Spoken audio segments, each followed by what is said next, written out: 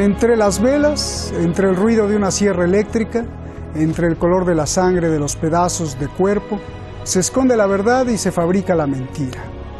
Vea usted los elementos, solo escuche, véalos. Una dictadura que no permite críticas, un periodista muy rebelde, una sierra en el equipaje, la protección de un presidente de Estados Unidos y la falta de valentía del presidente turco. Usted mismo haga la conclusión. Lo desaparecieron, lo descuartizaron, todo fue un error, no hay nada maligno, o todo fue una colusión internacional para deshacerse de un detonante. Entre las velas, entre el ruido de una sierra, entre el color de la sangre, se esconde la ideología que permite masacrar a niños en Yemen. Hoy, uno de los casos más macabros que según Arabia Saudí ya se resolvió, condenando a muerte a 5 personas. Soy Roberto de la Madrid y desde aquí, desde Oriente Medio, desde el lugar de más conflicto en el mundo, detrás de la razón. Ona en son ne hissettiğini sorardım. O esnada onu öldüreceklerini hissettiği anda ne hissettiğini sorardım. Çok acı çekip çekmediğini çok merak ediyorum. Son dakikalarda içeri girdikten sonra neler yaşadığını çok merak ediyorum. O esnada neler hissettiğini çok merak ediyorum. Bana kızgın mıydı? Mesela o esnada öldürüleceğini anladığı zaman ne hissetti? Bunları cevabını hiçbir zaman öğrenemeyeceğim. أنا نشأت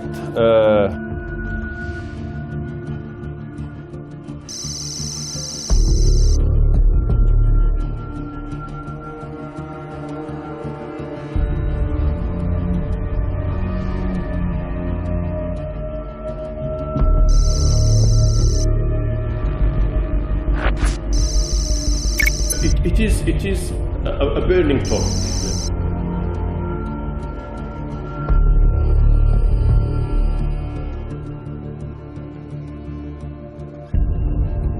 الجميع السعوديين.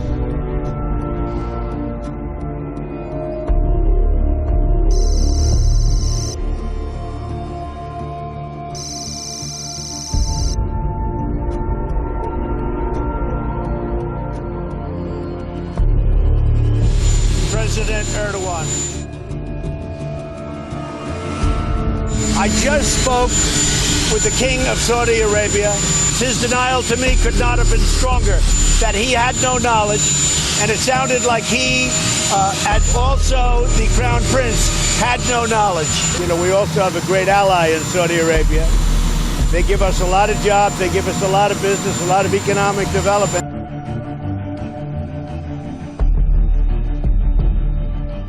Büyük ölçüde aydınlandı. Şartlarında hiçbir manası olmayan fuzuli tartışmalarla... Tabii elimizde başka bilgi, belge yok değil, var. Günola harmanola.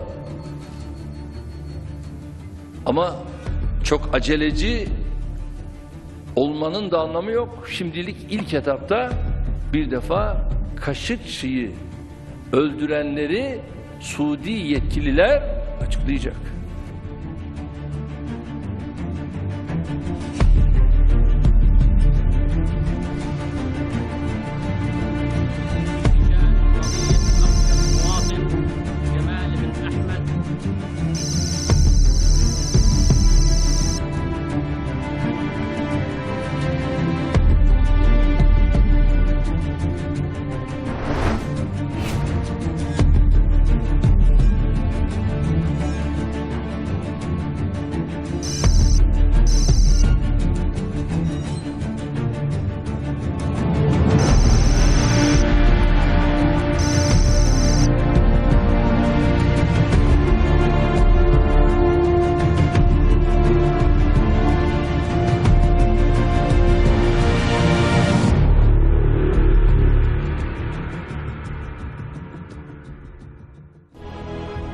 Excelente trabajo de el equipo de Detrás de la Razón. Muchísimas gracias por esta presentación y muchísimas gracias a usted. Recibo un abrazo antes que nada de fin de año y todo lo mejor. Usted sabe que nuestro equipo, un servidor y todos los que hacemos posible este programa, pues le deseamos la mejor celebración para este 31 y 1 de enero y para siempre, que esté en compañía de sus seres queridos. Vamos con nuestros invitados.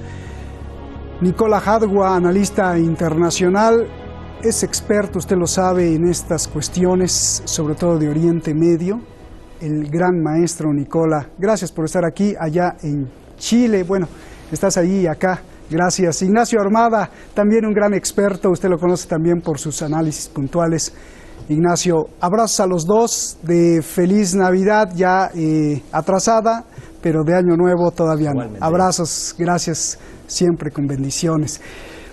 Que Dios los bendiga mucho. A ver, me pareció tan coherente lo que me respondiste en un noticiero, Nicola, que te vuelvo a preguntar.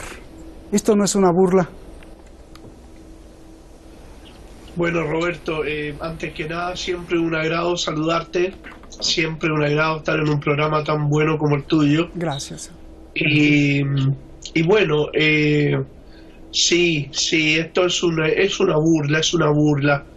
Esto es un atentado contra todo sentido de justicia, contra todos los cánones que podríamos decir nosotros que la mayoría de los países del mundo se entablan sobre lo que puede ser un proceso justo, transparente, de lo que es administrar la justicia, de lo que es aplicar justicia. Esto no, esto en realidad es un insulto a la inteligencia, es un insulto a la justicia, es un insulto a la humanidad, a la especie humana en general, puesto que la verdad que Arabia Saudita tiene el mal hábito de tomarnos a todo por estúpido y creer que nosotros vamos a recibir con tanta tranquilidad sus artimañas. Esto, los únicos que se la van a creer, pero con una risa increíble, van a ser los norteamericanos y los israelíes.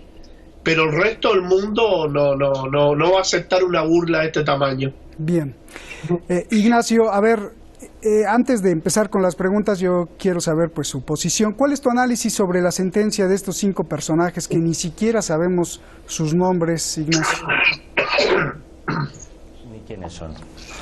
Bueno, yo estoy un poco en la línea de lo que dice Nicola. Lo que creo es que probablemente no deberíamos ser ni siquiera lo bastante optimistas como para pensar que otros países como Francia o Alemania van a llegar mucho más lejos de donde han llegado. Esto no es una sentencia, evidentemente. Esto yo diría que, bueno, en español se distingue muy bien, ¿no? Cuando se pide perdón por algo o cuando se presentan excusas, ¿no? Cuando tú pides perdón realmente sientes haber hecho algo. Cuando presentas tus excusas, digamos que es un trámite, ¿no? Para cerrar un asunto. Y lo que se ha hecho aquí es, dicho de alguna forma, como presentar excusas. Es decir, bueno, aquí había un escándalo, ha habido todo lo que parece un flagrante asesinato, pero lo que vamos a hacer es quitar el problema de encima, que parezca que hemos cumplido con el formulismo de condenar a alguien, y se acabó. Entonces, para mí, la gran pregunta ahora no es qué ha ocurrido, porque al margen de las evidencias que tengamos parece bastante obvio lo que ha ocurrido, ¿no? Sino ¿cuál va a ser la respuesta de los demás, ¿no? Es decir, no solo se trata de que la sentencia no conocemos ni siquiera la identidad de los condenados, ¿no? Sino que en la sentencia no hay ningún tipo de autor intelectual, es decir, ha desaparecido completamente ningún tipo de nexo, con lo cual hay algo que en derecho es fundamental, en el enjuiciamiento criminal, que es conocer la causa. Es decir, ¿por qué esos individuos se supone que han hecho lo que han hecho? No se sabe. Por lo tanto, se entiende que reciben una orden de alguien. ¿De quién? Tampoco se sabe. Se supone que hubo hasta 18 personas que fueron testigos o que vieron lo que ocurrió. No sabemos la identidad ni sabemos dónde están esas personas. Se supone que se ha hecho una investigación. Si recordáis, cuando ocurrió se denunció, se dijo que en un mes Arabia Saudí iba a dar un informe. Han tardado un año en dar la sentencia. Luego, entonces, a mí me parece que lo que están intentando básicamente es cumplir con el mínimo formulismo. Bien. A ver, Nicola, una de las bases fundamentales del derecho en todo el planeta es que no se puede juzgar, es que tú no puedes juzgar, no puede haber un juicio sin el cuerpo del delito. Y la sentencia ni siquiera nombra dónde está la prueba del homicidio, es decir, dónde están los pedazos del cuerpo. Yo te pregunto, bueno, o sea, ya sabemos por qué lo hicieron, pero yo te pregunto, ¿cómo y en qué derecho, o sea, en qué sistema de derecho pusieron de pretexto para hacer esta sentencia? Porque ni siquiera hay cuerpo del delito. O sea, hay que partir de la base de que Arabia Saudita es un país que no actúa en derecho a nada. No hay constitución política, es un país que gobierna una familia corrupta, plenamente corrupta. O sea, no se logra entender. Arabia Saudita, Roberto, y me dirijo también al auditorio, Arabia Saudita no se le entiende con la cabeza. Eso hay que tenerlo claro. En Arabia Saudita puede ocurrir cualquier cosa y no va a pasar nada. Y eso por los tremendos aportes, tanto de negocios, de dinero, de traiciones, que le proporciona a Estados Unidos e Israel. Y nosotros sabemos que el poder de desinformación y de bloqueo de la información que tiene Estados Unidos e Israel en el mundo son muy grandes. Entonces esa familia puede insultarnos nuestra inteligencia en reiteradas oportunidades y no va a pasar nada. Ningún juicio normal en un país civilizado resiste lo que se ha hecho en Arabia Saudita. Obviamente que aquí hay, y concuerdo plenamente con Ignacio, aquí no hay cuerpo del delito presente y tampoco hay actores intelectuales. No me resulta creíble que hayan tomado el avión de la presidencia sin que supiera el presidente, sin que supiera el rey, sin que supieran los ministros, sin que supiera ninguna autoridad. No me parece coherente que 18 tipos tomen un avión y partan sin pedirle permiso a nadie. O sea, evidentemente, Roberto, que nada es coherente. Por eso te repito, Arabia Saudita no se le entiende con la cabeza. Bien. Ignacio, te hago otra pregunta de derecho para pasar a otras cosas. A ver, los monarcas de Arabia Saudí dicen que el asesinato fue en el momento, es decir, que a los asesinos se les ocurrió asesinarlo, que no sabían los monarcas. La pregunta clave es, entonces, ¿para qué llevaron una sierra desde Arabia Saudí para cortar leña o iban a hacer una fogata o qué cosa? Yo, perdón, siento reírme por esto, pero es que ya el asunto de la motosierra es casi ya de un aspecto completamente chusco. Yo sí quería hacer un matiz a lo que decíais antes, ¿no? Es decir, efectivamente, sobre ese asesinato no hay un cuerpo del delito, pero el cuerpo del delito en derecho no es ya el cuerpo físico en sí, es la evidencia de que ha existido un crimen. Y hay que recordar que la propia Arabia Saudí reconoció al mes de haberse cometido que había ocurrido algo después de un interrogatorio que había salido mal. Luego ellos mismos ya estaban reconociendo que efectivamente ahí había habido una defunción.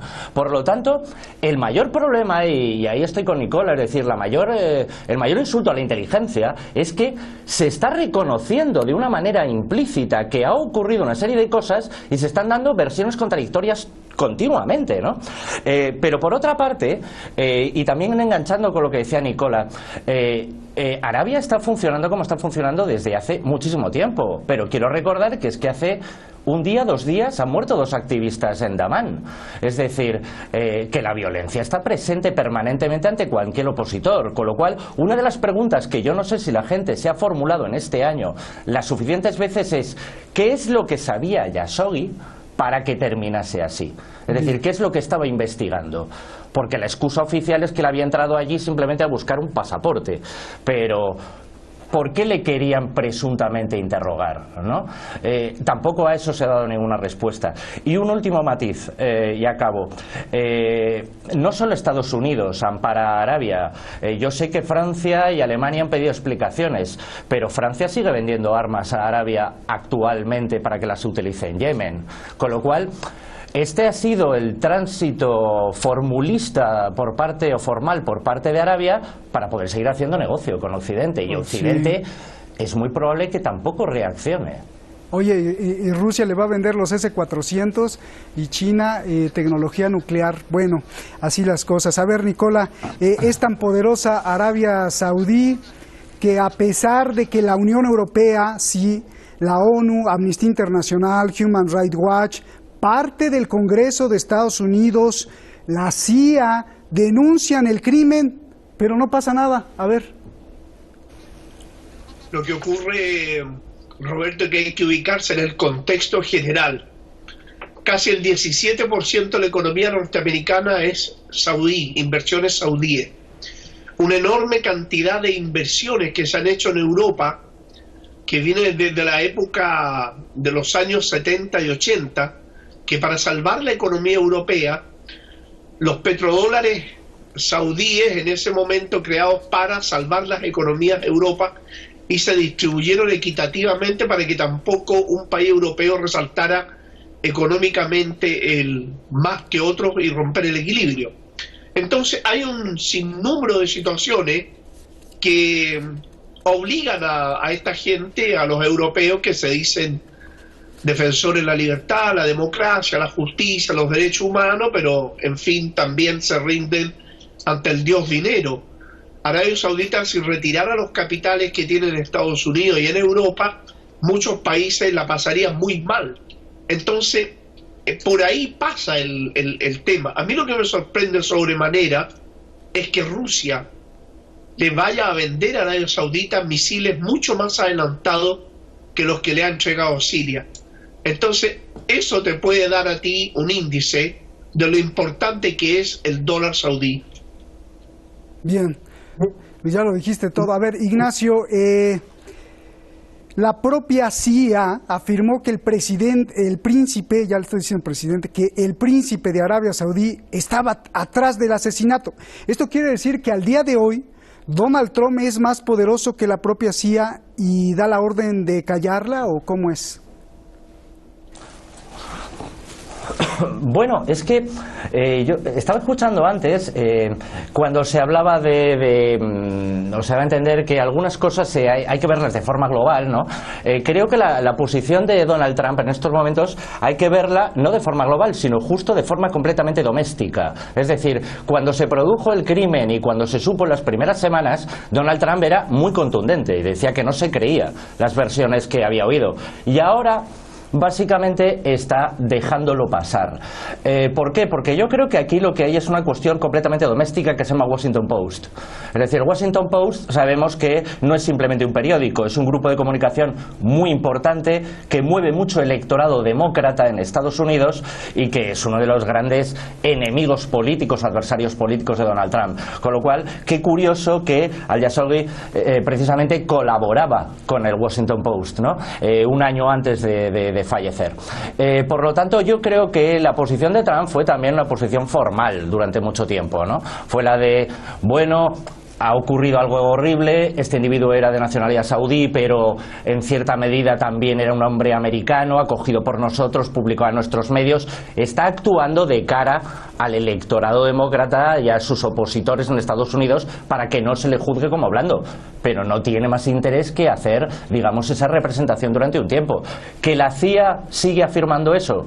Bueno, todos sabemos que Trump, si ha tenido un problema desde que accedió al gobierno, a la Casa Blanca, es que la mayor parte de la administración en los Estados Unidos está en contra de Trump. A veces con razón y a veces sin ella, pero está siempre en contra. Con lo cual, diga lo que diga el presidente, los servicios secretos o cualquier otro van a intentar sacar una punta de información que le ponga en evidencia. Pero tampoco va a llegar mucho más lejos porque, como bien dice Nicolás, aquí de lo que estamos hablando es del dinero. Yo no estoy tan convencido que Arabia Saudí con el tiempo vaya a poder manejar sus capitales de una manera demasiado eficaz, sobre todo considerando que el príncipe que tienen va a ser, el día que acceda a la corona va a ser nefasto, nefasto. Y yo la confianza la tengo depositada precisamente en el pueblo, no en los dirigentes, ¿no? En los opositores que empiezan a existir en Arabia, que hace 10 o 20 años no existían, ¿no? Pero es un camino muy largo. Bien, Nicola, a ver, a más de un año de este descuartizamiento macabro, pues ya con más elementos y más pistas, quiero que me des tu hipótesis, no de quién, sino por qué. Solo porque no le gustó la crítica que hacía a la monarquía, yo no creo, yo creo que hay mucho más, hay fuentes en Estados Unidos que dicen que son dos cosas, negocios personales de Trump y sobre todo y más que todo, usar a Arabia Saudí para amenazar a Irán. Bueno, hay una combinación de todos esos elementos que tú bien mencionas. Lo primero es entender de que el pueblo norteamericano es absolutamente ignorante de lo que hace su gobierno y sus ejércitos en el resto del mundo. Por lo tanto, que aparezca una noticia tan asombrosamente desastrosa, tan criminal como esa, y que el pueblo norteamericano se entere que lo hace el principal aliado de Estados Unidos en Medio Oriente y en muchas partes del mundo por lo demás. Entonces eso es absolutamente nefasto para la política exterior norteamericana en Medio Oriente, para los intereses de la entidad sionista que mantiene a Estados Unidos en Medio Oriente, y para también los países europeos. De modo que hay mucho más allá de la simple necesidad de eliminar a un periodista crítico con la monarquía feudal, y que en sus escritos él siempre mencionaba la necesidad de una constitución política, de elecciones democráticas y de un gobierno del pueblo. Resulta ser que más allá de todo eso priman los intereses geopolíticos, los intereses económicos, y además en un momento crítico donde ilusamente Donald Trump pretende reelegirse como presidente de los Estados Unidos, cuando todos sabemos de que tiene serios problemas en la azotea, un tipo que no tiene su cabeza en un lugar adecuado, es un tipo absolutamente impredecible y que no gobierna por lo demás Estados Unidos, porque nosotros lo vemos que un día dice retiro la fuerza de Siria, cualquier ministro, cualquier asesor le dice no se retira, y él al otro día cambia y las vuelve a mandar las tropas a Siria, y así sucesivamente se ha desdicho de una serie de improvisaciones emocionales que van marcadas por el vaivén de la campaña de las elecciones. Por esa razón, como te digo, aquí hay una serie de intereses combinados, pero principalmente el oscurantismo que existe en la información que le llega al pueblo norteamericano, que ellos no aceptarían que su gobierno esté apoyando una monarquía feudal criminal como esa. Bien. Esto ya lo he preguntado y te lo vuelvo a preguntar, no te lo he preguntado a ti, Ignacio.